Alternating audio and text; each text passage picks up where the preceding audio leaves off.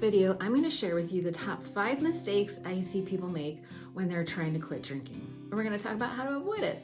Welcome to my channel. My name is Arlena. I've been sober for 30 years and I'm obsessed with all things self-help, all the tools and practices that make our lives better. So the number one mistake I see people make is not making sobriety their number one priority. If you're not practicing self-care, then you're really not learning to manage your feelings. It's really our feelings that trigger us to want to drink. This means getting up early in the morning, maybe doing some exercise, going for a walk, meditating, journaling. These are all things that help you manage your emotions.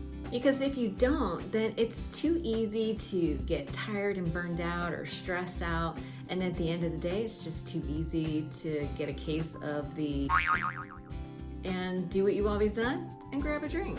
So it means practicing self-care, minimizing your stress, which actually helps you to stick to your commitment.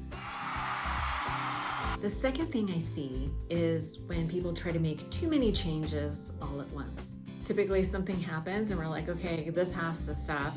And then we go into dictator mode where we're like, we're gonna work out 7 days a week, we're gonna eat nothing but broccoli and chicken, and we're gonna go to bed at 8 o'clock every night. Like those really strict boundaries just don't work in the long term. The goal is to just focus on one thing at a time. It's kind of like building muscle. When you go to the gym, you start off with a small weight and you build up over time. So as you learn good self-care practices, you can then start adding things on a little bit at a time. But in the beginning, just go really easy on yourself. Mistake number 3 is putting yourself in slippery situations. And that means hanging out with people that you used to drink with or going to places where you used to drink, or like if you go to a restaurant and you're used to ordering a glass of wine.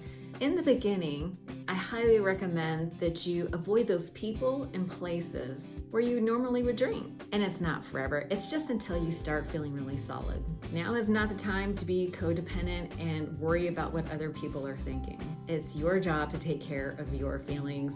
You don't have to drink to make anyone else feel comfortable. To thine own self be true. Mistake number 4 is going it alone. If you've listened to all the podcasts, read all the books, and done all that stuff, and you still are not able to make sobriety stick, then it's time to bring in some support. Most people don't get support because there's a lot of shame and embarrassment with quitting drinking. Most people really want to just figure it out on their own, but I'll tell you, figure it out is not a slogan.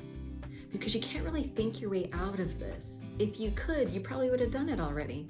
This is a process that you have to feel your way through. So I highly recommend that you either join a program or a support group. I actually have a free women's group on Facebook. I'll leave a link in the description for you. But there are so many groups that are centered around being sober. So find one that fits for you and get some sober friends. And mistake number 5 is not having accountability. By having accountability, you are more likely to make progress because it's easier to give up and you think nobody is watching. Having someone that you are accountable to also gives you someone to talk to sort out your negative feelings and to decompress. Negative feelings, specifically stress, is probably the number one trigger for people to want to start drinking again. There's this old saying that you can't read the label from inside the jar, meaning when you're in your feelings, it's really hard to be objective. We see this all the time in our friends, right? You might have a friend who comes and complains to you about their relationship, and because you're objective and you're on the outside, you can quickly and easily see what the solution is. And that's why we need friends that we can talk to, vent to, who can see objectively and help us sort out our negative feelings. Just naming your feelings sometimes can actually take the power out of it and help you to regulate your feelings. I hope these tips give you some insight as to how to make sobriety stick. If you want to see this in a PDF format that has additional resources, you can go to makesobrietystick.com or there will be a link below. Thanks for watching, and if you like the video, please like and subscribe, and I'll see you in the next video.